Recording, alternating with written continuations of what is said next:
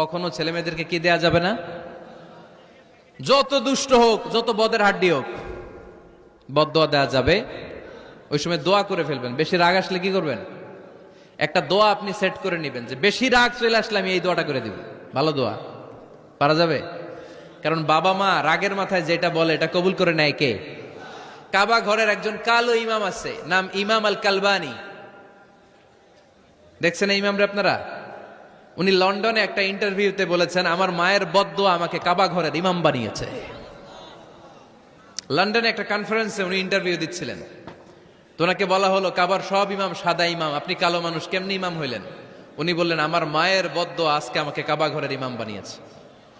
উনি বললেন, আমি ছোট্টবেলা অনেক বদের হাড্ডি ছিলাম, আমার মতো দুষ্ট আমার এলাকায় কোনো ছেলে ছিল না।